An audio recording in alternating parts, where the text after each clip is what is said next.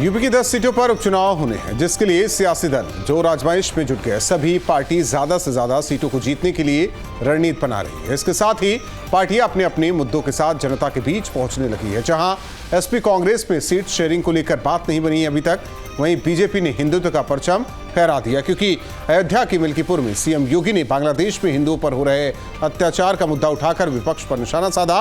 विपक्ष की चुप्पी पर सवाल खड़े किए। सवाल है कि क्या हिंदुत्व के पिच पर बीजेपी इस उपचुनाव को लड़ेगी? क्या एसपी पीडीए को आधार बनाकर एक बार फिर बीजेपी को घेरेगी? सवाल कांग्रेस को लेकर भी है। क्या कांग्रेस समाजवादी पार्टी के भरोसे ही चुनावी मैदान में जाएगी? दो टूक में करेंगे चर्चा, उससे पहले सुनते हैं बयान। उत्तर प्रदेश के उपचुनाव में भारतीय जनता पार्टी ने काम किया है, इसलिए उसको है कि उसे जीतना है। ये दो दल, कांग्रेस पार्टी हो, समाजवादी पार्टी हो, ये तो अचानक काट की हाड़ी चढ़ गई। लेकिन जनता देख भी रही है कि अभी थोड़ी सी सीटें क्या बढ़ी। एक गरीब निषाद की 12 साल की बेटी के साथ बलात्कार होने लगा। उत्तर प्रदेश में 10 सीटों पे होने वाले उपचुनाव में निश्चित रूप से इंडिया गठबंधन, जिसमें समाजवादी पार्टी और कांग्रेस पार्टी है, उसका पलड़ा भारी है। भारतीय जनता पार्टी के पिछले 10 साल के केंद्र के शासन और उत्तर प्रदेश के 7 सालों के शासन में जिस तरह से जनता की मांगों की अनदेखी हुई है, उसका असर हमें लोकसभा चुनाव में भी दिखा और उन मुद्दों पे अभी भी भारतीय जनता पार्टी का ध्यान नहीं है। उत्तर प्रदेश के अंदर होने वाले 10 सीटों पर विधानसभा के उपचुनाव को लेकर के समाजवादी पार्टी पूरी तरह तैयार है और समाजवादी पार्टी के राष्ट्रीय अध्यक्ष जी लगातार 10 सीट पर समीक्षा कर रहे हैं, लोगों से जानकारी कलेक्ट कर रहे हैं, बूथ स्तर तक मैनेजमेंट का निर्देश दे रहे हैं।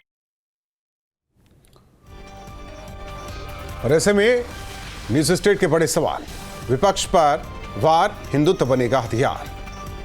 हिंदुत्व वक्त नजूर, बजा उपचुनाव का बिगुल। हिंदुत्व की राह, जीत की चाह।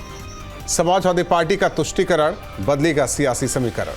उपचुनाव की बारी, पीडीए पर हिंदुत्व पड़ेगा भारी। इन सवालों के साथ मेहमानों से चर्चा।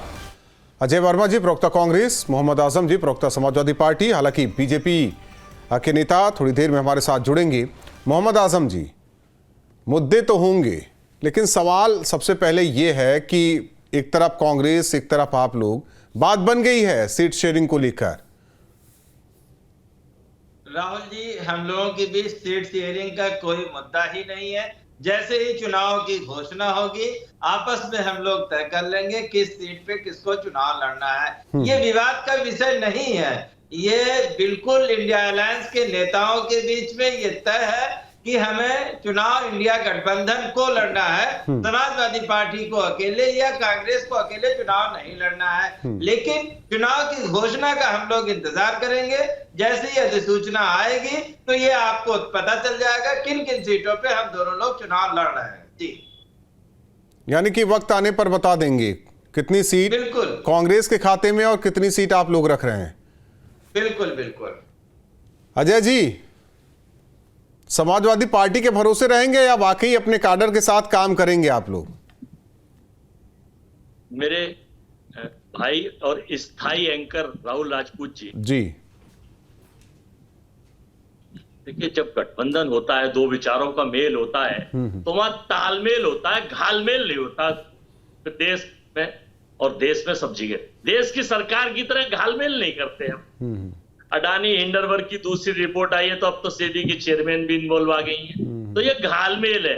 नहीं तो बीजेपी का कहना है कि जो हमारे विपक्षी दल हैं वो बाहरी ताकतों से मिले हुए हैं। जब भी संसद का सत्र चलता है तो ऐसी रिपोर्ट लाकर रख देते हैं लोगों के बीच। तो इनके रटे रटाए जुमले और एजेंटे हैं, ये स्वतंत्र है। आप इन्हें कहने दीजिए, हम अपनी बात रखेंगे, वो अपनी रखेंगे। यही तो लोकतंत्र की खूबसूरती है। लेकिन हाँ, अगर हम लोकतंत्र की खूबसूरती को और निखारिए कि हम जिस मुद्दे पर बैठे उस पर बात हो। हाँ, हम उसी पे जा रहे हैं। अगर आप रोकेंगे टोकेंगे तो हमें लगेगा कि लोकतंत्र पर हमारे स्थायी एंकर कुठाराघात कर। नहीं, आप स्थायी क्यों कह रहे हैं? अरे भाई, आप परमानेंट है ना, हम टेम्परेरी हैं। टेम्परेरी क्यों? इस दुनिया में कोई स्थायी नहीं है, ये तो गीता में भी लिखा हुआ है। अब गीता को मानेंगे तो पता चल जाएगा। मैं इसलिए कह रहा हूं मेरे भाई कि आप अच्छा शो करते हैं तो प्रमोशन हो रहा है तो बढ़िया है। मैं तो इसलिए कह रहा हूं। खैर, आप ये पूछ रहे थे हमारे बीच, देखिए तालमेल है, कोई घालमेल नहीं है। बड़ी मजबूती से हम उत्तर प्रदेश की 10 सीटें जीतने जा रहे हैं। हमारा गठबंधन, चूंकि हमारे पास पिछड़ों की ताकत, अगड़ों की ताकत, दलित की ताकत और मुस्लिम्स, यानी उत्तर प्रदेश और देश के हर वोटर की ताकत है। हम प्रोपोगंडिस्ट और एजेंटिस्ट नहीं है भाजपा की तरह कि दिखाते कुछ है, करते कुछ है, होता कुछ है, बनता कुछ है और आता कुछ है रिजल्ट। अब देखिए इनका एक ही टारगेट है, हिंदू मुस्लिम, हिंदू मुस्लिम, हिंदू मुस्लिम। अब बताइए, ये देश के मुद्दों पे बात नहीं करेंगे हम बात करते हैं उत्तर प्रदेश के मेन मुद्दों की, सड़कों की, बारिश की, बाढ़ की, नौकरी की, रोजगार की, महंगाई की, मट्ठा की, पनीर की, दूध की, दही की, दाल की। इनके मंत्री बात करते हैं 100 रुपए से कम कोई दाल जो है 100 रुपए किलो से ऊपर है ही नहीं। बड़ा आपने भी दिखाया था, बड़ा शर्मनाक। एक चीज ये बता दीजिए कि ये वाकई लोकसभा का मुद्दा था जिस पर आप लोग जीत के आया, जो आज भी बात कर रहे हैं, और इसी मुद्दे पर आप उपचुनाव में भी जाएंगे। एक तरफ कह रहे हैं कि हमारे साथ पिछड़ा भी है, दलित भी है, अल्पसंख्यक भी हैं, अगड़े भी हैं, फिर दूसरी तरफ कह रहे हैं कि हम महंगाई पर बात करेंगे, हम शिक्षा की बात करेंगे, रोड की बात करेंगे। आप पहले क्लियर तो कीजिए क्या बात करेंगे। नहीं, तो हम अपनी रणनीति सबको मिला के नहीं बना सकते। भारत की यही तो खूबसूरती है, हिंदू मुस्लिम सिख ईसाई बौद्ध पारसी, अमीर गरीब सब मिलके ही तो बनते हैं। तो हमारे मुद्दे मिले जुले ही हैं, हम एजेंडिस्ट नहीं है। हम एजेंडा जो चलाएंगे वो देश हित में चलाएंगे, वो पार्टी हित में नहीं चलाएंगे। हमारे यहाँ पार्टी बड़ी है, गठबंधन बड़ा है, नेता छोटे हैं। ठीक, इनके यहाँ नेता बड़े हैं, पार्टी छोटी। सूर्य मैथिल जी, नेता बीजेपी हमारे साथ जुड़े हैं। सूर्य मैथिल जी, आवाज आ रही है? जी आ रही है। सवाल यह है कि देखिए वो मुद्दों के साथ उपचुनाव में रहेंगे, आप हिंदुत्व की बात करने लगे हैं, बांग्लादेश की बात करने लगे हैं, वो तो कह रहा है कि मैं दूध दही नमक इनकी बात कर रहा हूं, फिर कहते हैं कि हम अगड़े पिछड़े अल्पसंख्यक सबकी बात कर रहे हैं। सवाल इस बात को लेकर है कि हिंदुत्व के पिच पर ही खेलेंगे। धन्यवाद राहुल जी, पहले तो आपको और पूरे देश को भारत माता की जय, वंदे मातरम। और देखिए, हम धर्म और विकास दोनों को साथ में लेके चलते हैं। पहली चीज, हमने उत्तर प्रदेश के अंदर दूसरी बड़ी अर्थव्यवस्था बनाई पूरे देश के अंदर, साथ ही साथ हम कानून व्यवस्था पे भी बात करते हैं। आप देखिए यहाँ ये दोनों के दोनों जो पीडीए के लोग बैठे हुए हैं, इनसे पूछिए जरा कि इनके मुंह में दही क्यों जम जाता है। इन दोनों के सुप्रीमो क्यों नहीं ट्वीट करते हैं जब अयोध्या के बेटी के संग बलात्कार समाजवादी पार्टी के नेता करते हैं। 2.5 महीने के गर्भ से थी वो बच्ची, 6 महीने से लगातार बलात्कार हो रहा था। और शर्मा नहीं चाहिए अखिलेश यादव को, उन्होंने क्या कहा कि इसका डीएनए टेस्ट होना चाहिए, लाई डिटेक्टर टेस्ट होना चाहिए। ये जो परसेप्शन है ना समाजवादी पार्टी का उत्तर प्रदेश की महिलाओं के लिए, ये उपचुनाव में इसका जवाब इनको मिलने जा रहा है। दूसरी चीज मैं ये पूछना चाहता हूं कि ये नमक की और घासलेट की और ये सिलाई मशीन की बात करेंगे, इनसे पूछ रहा हूं कि जिस प्रकार से बांग्लादेश के अंदर हिंदुओं का नरसंहार हुआ जा रहा है, वहां बहन बेटियों के संग बलात्कार हो रहा है, 12-12 साल की बच्चियों के संग 20-20 वहशी नरबख्शी भेड़िए बलात्कार कर रहे हैं, उसके ऊपर भी एक ट्वीट कर देते आप। नहीं किया क्या? गाजा पे तो बहुत छाती पीटते हैं, इनसे पूछिए ना, गाजा नहीं किया क्या सूर्य मैथिल जी? किसी ने कोई मैं तो देखता हूं कि एक्टिव रहते हैं। सुनिए, ये लोग अखिलेश यादव और राहुल गांधी दोनों एक्टिव रहते हैं। हाँ, मैं वही तो पूछ रहा हूं ना, जिनके पापा हो जिनके दादा हो कादरी और अम्मा हो पादरी, वो कैसे हिंदुओं के लिए काम कर लेंगे? जरा बताइए मुझको आप, मुझे उत्तर चाहिए इन लोगों से, दोनों से। अजय जी उत्तर दे दीजिए। राजपूत जी, इस देश में विभिन्न विचारधाराएं काम करती, और कौन सी पार्टी किसके ऊपर क्या लिखेगी, क्या तय करेगी। अगर कोई आदमी, भाजपा की अपनी नीतियां है, उसके नेता अपने तरीके से काम करते हैं। ये इनके कोई पार्टी इनके कहने से अगर चलती होगी तो ये कानून पास करा दें संसद में नरेंद्र मोदी साहब और प्रधानमंत्री जी के, हर देश का विपक्षी पार्टी को जो हम एजेंडा देंगे, जैसे आपको लिख के दे दिया था, अमेरिका में जाकर देश की बुराई करनी होती है, तब कोई एजेंडा नहीं था। मैं बीच में नहीं बोला था। जब चीन में जाकर चाउमीन खा रहे थे, एक मिनट सूर्य मैथिल जी, सुनने तो दीजिए। कोई एजेंडा नहीं था। अजय जी के दिल में क्या है ये भी सुनने दीजिए। हिंदुओं के लिए बोलने। सूर्य मैथिल जी, अजय जी के दिल में क्या है ये भी तो सुनने दीजिए। राजपूत जी, देखिए ये भाजपा के बड़े नेता हैं, प्रवक्ता हैं, बड़ी अच्छी बात है। आप उन्हें छोड़ दीजिए, सवाल का जवाब डिबेट दीजिए। नहीं, मैं इनके साथ डिबेट नहीं करता, सॉरी मैं नहीं करता, मेरा कुछ आइडियोलॉजी है, माफी चाहेंगे, इन्हें बुरा लगे या कुछ लगे, मैं छोड़ रहा हूँ। दादा जिनके अजय वर्मा जी, या तो सवालों से आप भाग रहे हैं, सवालों से आप भाग रहे हैं, सवालों से नहीं भागता, सवालों से भाग रहे हैं। कल राहुल गांधी ने कहा था हिंदू हिंसक होते हैं, लेकिन बांग्लादेश में हिंदुओं पर अत्याचार हो रहा है, फिर नहीं बोल रहे हैं। भाग गए आदत है भागने की इनको। आजम साहब, यही सवाल उठ रहा है कि आखिर विपक्ष चुप क्यों है? ठीक है, बयान नहीं दे रहे हैं, कम से कम एक ट्वीट तो कर देते, कुछ लिख तो देते सोशल मीडिया प्लेटफॉर्म पर। राहुल जी विपक्ष चुप कहां है? सरकार ने सर्वदलीय बैठक बुलाई या नहीं बुलाई? सुरमैतिल जी बुलाई थी सर्वदलीय बैठक। सर्वदलीय बैठक में सभी विपक्ष के नेता गए जिनको बुलाया गया था। उन्होंने क्या कहा? सरकार जो भी रणनीति बनाए विपक्ष उनके साथ है, कोई भी सवाल और जवाब सरकार से हम नहीं करने आ रहे हैं। तो सरकार ने क्या रणनीति बनाई? सवाल इन पे उठता है। मैथिल जी, अब सवाल आप पर आ गया। सवाल यहाँ उठता है कि बांग्लादेश 4 महीने याद आ रही हैं कि मीठा गपगप और कड़वा हम बात कर ले तो समाजवादी पार्टी, देखिए यहाँ गुंडागर्दी कर रहे हैं, देखिए दंगाई पार्टी के लोग गुंडागर्दी कर रहे हैं मेरे साथ। क्या किया बताइए ना। भारत सरकार को पूरा विपक्ष एक है और उसने कहा कि हम सरकार के साथ खड़े हैं और कोई भी सवाल हम सरकार से नहीं पूछ रहे हैं, आप रणनीति बनाइए और जो उचित है वो करिए। तो भारत सरकार ने क्या किया? सरकार की जिम्मेदारी है, सेना जैसे सारी सरकार के पास। ठीक है मैथिल साहब देखिए राहुल भाई, पहली चीज तो मैं इन लोगों से अपेक्षा ही नहीं करता कि ये लोग हिंदुओं के मरने पे, नरसंहार पे कभी एक शब्द नहीं बोलेंगे। पहली चीज कारण क्योंकि ये लोग ग्लोबल मुस्लिम ब्रदरहुड की बात करते हैं। अरे देखिए ये कूदने लग गए। अरे पानी पी लो भैया, अरे भैया पानी पी लो, शांत हो जाओ, बीपी बढ़ जाएगा। चैनल में बैठ के हिंदू मुस्लिम ना करिए। जो सर्वदलीय बैठक में तय हुआ था उसका बताइए क्या हुआ? उसमें भारत सरकार ने कौन सा एक्शन लिया और विपक्ष ने कहा मुझे बोलने देंगे कि नहीं बोलने देंगे? खान साहब नहीं, वो तो देखिए सर्वदलीय बैठक में, संसद के अंदर सर्वदलीय बैठक में बातचीत हो गई, लेकिन कम से कम अपने जो पर्सनल अकाउंट है या पार्टी के अकाउंट पर वो स्टैंड तो क्लियर कर दे। क्या किसी मैं एक मिनट, मैं मोहम्मद आजम जी एक चीज मेरे सवाल को भी क्लियर कर दीजिए। उस सर्वदलीय बैठक के बाद क्या ठीक है, राहुल गांधी या अखिलेश यादव ने लिखा, उस सर्वदलीय बैठक में रामगोपाल यादव गए थे, उन्होंने लिखा कि सर्वदलीय बैठक हुई, बांग्लादेश के मुद्दे पर हमने सरकार के साथ ये चीजें कही और करी, आई हैं चीजें क्या? राहुल नहीं, मैं आप बता, मैं बहुत क्लियर पूछ रहा हूं। मीडिया में बहुत मोटा, आप मीडिया छोड़ दीजिए, सोशल मीडिया पर बात कीजिए। सोशल मीडिया प्लेटफॉर्म पर किसी भी सियासी दल ने यह लिखा है क्या सर्वदलीय बैठक के बाद? मेरी चीजें क्लियर कर दीजिए ना आप।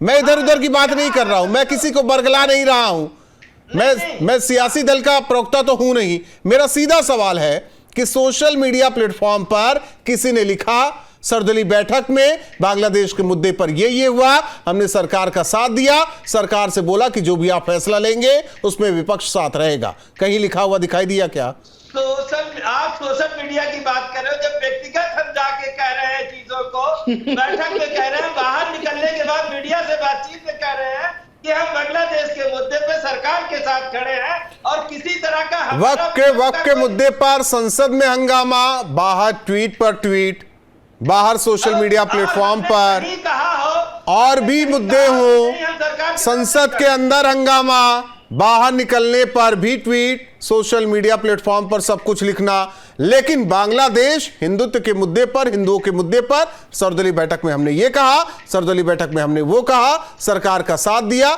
लेकिन सोशल मीडिया प्लेटफॉर्म पर कुछ नहीं। सूर्य मैथिल जी, तो देखिए खाता ना बही, जो समाजवादी पार्टी के प्रवक्ता या विपक्षी दल के प्रवक्ता कहे वही सही, वही हम मान के बैठ जाए। राहुल भाई लगातार ये बोल रहे हैं, इनका फीडर ऑफ करेंगे तभी मैं बोल पाऊंगा। ये लगातार बनने छुट्टी जा रहे हैं, ये कोई लॉजिक नहीं होता है। भारत सरकार जिम्मेदार है और अरे भैया सुन लो ना, अब सुन लो, शांति से सुन लो। देखिए, नजर नहीं है, नजारों की बात करते हैं और ये जमीन पर चांद तारों की बात करते हैं। कल तक हाथ जोड़कर बस्तियां लूटने वाले आज भरी सभा में सुधारों की बात करते हैं। ये कह रहे हैं कि हम तो साथ हैं जी, लेकिन यही वो लोग हैं जिन्होंने प्रश्न उठाया जब शेख हसीना जी यहाँ पर एयरफोर्स के सेफ हाउस में आई तो यही लोग कूद रहे थे कि उनको सेफ हाउस में कैसे रहने की परमिशन दे दी। दूसरी चीज मैं इनसे पूछता हूं, हजारों माओ बहनों का बलात्कार बांग्लादेश में हुआ, इनके मुंह से एक शब्द नहीं निकला, लेकिन जया अमिताभ बच्चन, उनके संसदीय रिकॉर्ड्स में जो नाम है वो नाम यदि राज्यसभा अध्यक्ष जी ने ले दिया, चेयर ने ले दिया, तो हिंदी का इनका देखिए, ये वो लोग हैं जो नहीं है उनका मुद्दा। सूर्य मैथिल जी, एक मिनट, मोहम्मद आजम जी, सूर्य मैथिल जी, आप उनसे उम्मीद क्यों करते हैं जब वो मुद्दा है ही नहीं उनके लिए, तो आप उम्मीद क्यों कर रहे हैं? मैं यही तो कहना चाहता हूं। नहीं तो आप उम्मीद क्यों कर रहे हैं, मुझे ये समझ में नहीं आ रहा है। बहुत अच्छी बात। मैं यही तो कहना चाहता हूं, हमारे लिए तो वो मुद्दा है, हमारे लिए बहनों और माओ की सुरक्षा मुद्दा है, चाहे बांग्लादेश में हो और चाहे वो अयोध्या की बेटी हो। यहां मोहम्मद आजम बैठे हैं, जरा इनसे पूछिए मोइन खान के विषय में इन्होंने क्या कार्रवाई की। आज भी वो समाजवादी पार्टी का नेता है, आज भी पूरी समाजवादी पार्टी एक तरफ से लगी हुई है उस बलात्कारी को बचाने के लिए। व्यवस्था देना चाहता हूं कि बहन बेटियों का बच्चों का बलात्कारी लोग उत्तर प्रदेश में यही प्रशासन देने की बात कर रहे हैं, ये बाबा जी के प्रशासन को चैलेंज करने की बात कर रहे हैं। ये बलात्कारियों के घर पे यदि बुलडोजर चलता है तो ये रोते हैं, अपनी चूड़ियां तोड़ते हैं। चिल्ला रहे हो, सुन लो। देखिए राहुल भाई अभी बोलने नहीं देंगे, इसलिए नहीं बोलने देंगे क्योंकि कलई खुल रही है। भ्रष्ट आपकी है और आओगे इल्जाम दूसरे पर लगाने। आप बताओ उत्तर प्रदेश में कोई रेप नहीं। ठीक है सूर्य मैथिल जी, हमें याद है रोहिंग्या की एक मिनट, रोहिंग्या की वकालत बहुत लोग कर रहे थे इस देश में कि उन्हें आने दिया जाए, हमें याद है वो दौर भी। मैं बोलना चाहता हूं, मैं बता रहा हूं, और यहाँ फिर संसद में जय फिलिस्तीन के नारे लगा दिए गए। जिहादी और दंगाई आप लोग हैं, हम लोग नहीं हैं। देखिए, जो रोहिंग्याओं की वकालत करते थे, जो बांग्लादेशी घुसपैठियों की वकालत करते थे, जो लगातार उनके समर्थन में ट्वीट करते थे, नारे लगाते थे, आज वो चुप हैं। वहां हिंदुओं की बहन बेटियों के बलात्कार, तो इसका क्या मतलब? इनका पीडीए जो है आधारहीन है? नहीं, ये हिंदू समाज को समझने की बात है कि आज बांग्लादेश में जात पूछकर हत्याएं नहीं हो रही हैं, अंतवस्त्र उतारकर उनके शरीर को चेक करके हत्याएं हो रही है कि इसकी सुन्नत हुई है कि नहीं हुई है। तो इसलिए मैं ये कहना चाहता हूं कि उत्तर प्रदेश में जो उपचुनाव हो तो इस चीज को भी याद रखा जाए कि जिस प्रकार की हत्याएं वहां बांग्लादेश में हुई हैं, कपड़े उतारकर चेक किया गया कि ये हिंदू है तो इसको काट दो, तो वो चीज ये लोग इसका जब यहां पर बैठ के कंडेम नहीं कर सकते तो इसका समर्थन कर रहे हैं, और ये समर्थन कर रहे हैं। सरकार ने क्या किया? जनता देगी। भारत सरकार ने क्या किया? निंदा करते हैं। भारत सरकार ने क्या किया? आप बताओ ना, भारत सरकार ने क्या किया? आप ये खाली टीवी पे बैठ के बहुत छाती पीटते थे, डिस्कशन करने के लिए दिया। भारत सरकार ने क्या किया? आप ये बताओ ना। नहीं, अरे सरकार ने ये कार्रवाई करी। ये पहली बार हुआ है कि देश के प्रधानमंत्री ने 56 इंची छाती के साथ कहा है बांग्लादेश को कि यदि भारत में सुनिए यदि बांग्लादेश के अंदर हिंदुओं का नरसंहार नहीं रुके, एक चीज अच्छा नहीं होगा। एक चीज मोहम्मद आजम जी, बीजेपी उन्हें कह रही कि हिंदुओं की हत्या हो रही है, आप कह रहे हैं अल्पसंख्यक की हत्या हो रही है। नहीं, मैं मान रहा हूं अल्पसंख्यक वहां हिंदू है, इसमें कोई दो राय नहीं है। तो सीधा बोल दीजिए ना हिंदुओं की हत्या हो रही है। तो जो हिंदू लोगों की हत्या हो रही है उसका जिम्मेदार कौन है? विपक्ष है, वो तो भारत सरकार ही है ना। नहीं, निंदा वो कह रहे हैं कि आप लोग निंदा भी तो नहीं कर रहे हैं। जो शेख हसीना से बाहों में बाहें डाल के चल रहा था वो नरेंद्र मोदी जी है, विपक्ष का नेता नहीं चल रहा था। तो जिम्मेदार तो वही होंगे ना जो केंद्र की सत्ता में है, उंगली उस पर। बांग्लादेश में जो हुआ उसके लिए मोदी जी जिम्मेदार, वहां हिंदुओं की हत्या जो हो रही है उसके लिए मोदी जी जिम्मेदार। बहुत जिम्मेदारी है। तो केंद्र की सरकार, अच्छा आप बताइए, विदेश नीति की जिम्मेदारी किसकी है? केंद्र की सरकार की है ना, कि विपक्ष की विदेश नीति चलाए। एक बार के लिए एक मिनट, मैथिल साहब, मोहम्मद है तो ये मोहम्मद आजम जैसे हजारों यहाँ पर खड़े हो जाते हैं सड़कों पर तलवारें लेके गला काटने के लिए, लेकिन इनके मुंह से एक शब्द नहीं निकलेगा बांग्लादेश में जो हमारी हिंदू बच्चियों के संग बलात्कार हो रहा है, ना इनके मुंह से शब्द निकलेगा एक जब अयोध्या में इनके राहुल जी आपको आपने बयान चलाया, आप लोग आप बलात्कारी को समर्थन करने वाले लोग, इसमें उन्होंने निंदा करी है कि ये बहुत गलत हो रहा है। अभी एसटी हसन साहब का बयान, एसटी हसन क्या है? पहले चलाया है। एसटी हसन सांसद हैं, एसटी हसन आपके प्रदेश अध्यक्ष हैं, एसटी हसन आपके राष्ट्रीय अध्यक्ष हैं, एसटी हसन आपके प्रवक्ता हैं, एसटी हसन। मैंने बयान चलाया, बयान उसमें चलाया, उस प्रोग्राम का नाम सुनिए, बयानवीर। ठीक है, आप समझिए। बयानवीर आप चाहे जैसे चलाओ, उन्होंने अगर हम हिंदू बहनों की अस्मिता की रक्षा की बात करें तो ये कहते हैं हिंदू मुस्लिम हो रहा है। अरे भैया, इज्जत लूट कौन रहा है? बलात्कार कौन कर रहा है? आखिर क्यों हर आतंकवादी का जनाजा निकलता है, उसको कब्र में दफनाया जाता है? हर एक आतंकवादी का धर्म मुसलमान ही क्यों होता है? जरा मुझे बता दो ना मोहम्मद आजम। अभी भी एक ISIS का आतंकवादी दिल्ली में पकड़ा गया है ना, उसका नाम क्या है? मोहम्मद कुछ है उसका भी नाम। तो ऐसा क्यों है कि आतंकवादी इस्लाम नहीं आ रहे हैं? भैया जरा बताओ ना मुझको। खड़ा है जो भी देखो चिल्लाओ मत, मुझे पता है बहुत दर्द हो रहा होगा तुम्हारे को, मुझे पता है। टीवी पे बैठ के बौखला क्यों रहे हो? अपने बड़े नेताओं को कहिए कदम उठाएं। ठीक है, एक चीज ये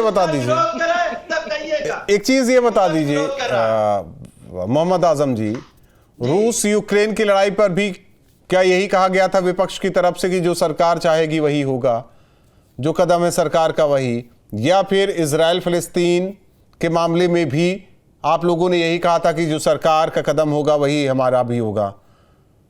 कहा था क्या? कोई सर्वदलीय बैठक हुई थी क्या? मैं पूछ रहा हूं, सर्वदलीय बैठक में क्या सर्वदलीय बैठक? एक मिनट बताइए, एक चीज मैं क्लियर करना चाह रहा हूं। मोहम्मद आजम जी, बांग्लादेश के मुद्दे पर सर्वदलीय बैठक हुई थी क्या? बिल्कुल हुई है। बांग्लादेश के मुद्दे पर सर्वदलीय बैठक बुलाई गई है। कब हुई है? अरे जिस दिन दूसरे दिन हुई है, जिस दिन शेख हसीना आई है उसके दूसरे दिन सुबह हुई है।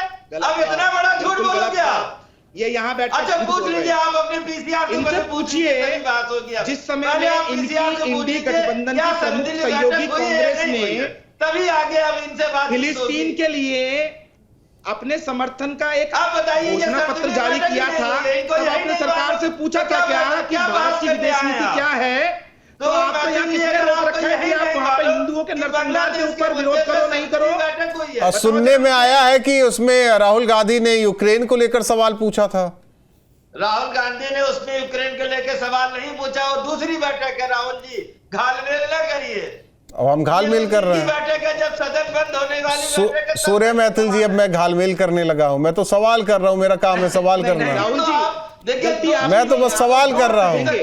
आपके सवाल इसलिए चुभेंगे क्योंकि आप इनकी धोती खोल रहे हैं, इनकी कलाई खोल रहे हैं, इनके चेहरे पे जो मुखौटा है ना उसको निकाल रहे हैं, इनका हिंदू विरोधी चेहरा सबके सामने ला रहे हैं, इनका महिला विरोधी चेहरा सबके सामने ला रहे हैं। इनके दिल में दर्द नहीं होता जब बलात्कार होते हैं। एक चीज लेकिन ये है सूर्य मैथिल जी, जब भारत में कुछ होता है तो ये नहीं कहते कि अल्पसंख्यक पर अत्याचार हो रहा है, सीधे कहते हैं मुस्लिमों पर अत्याचार हो रहा है। लेकिन बांग्लादेश में अल्पसंख्यक पर हो रहा है। इनके एसटी हसन जी कह रहे हैं कि अल्पसंख्यक पर हो रहा है। हिंदू बोलने में कोई दिक्कत है क्या? राहुल भाई, मेरा कहना यही है कि आज बांग्लादेश में जिस प्रकार से हत्याएं हो रही है, आप याद मोहम्मद आजम जी, इसीलिए बीजेपी हमलावर है आप लोगों पर। वक्त नहीं, बहुत बहुत धन्यवाद आप सभी मेहमानों का मेरे साथ जुड़ने के लिए, दो टूक में जुड़ने के लिए। जाहिर तौर पर उपचुनाव मुद्दे कई, लेकिन क्या एक बार फिर हिंदुत्व के पिच पर बीजेपी खेलने के लिए तैयार? आखिर पीडीए के आधार पर किस तरीके से बीजेपी से पार पाएगी समाजवादी पार्टी, इसका भी आकलन होना चाहिए। वहीं दूसरी ओर कांग्रेस क्या करेगी उपचुनाव में, क्योंकि काडर है नहीं। लोकसभा चुनाव में सीटें तो मिली, लेकिन जो पार्टी कार्यकर्ता हैं, क्या उनका जोश हाई है? 2 टूक में इतना है।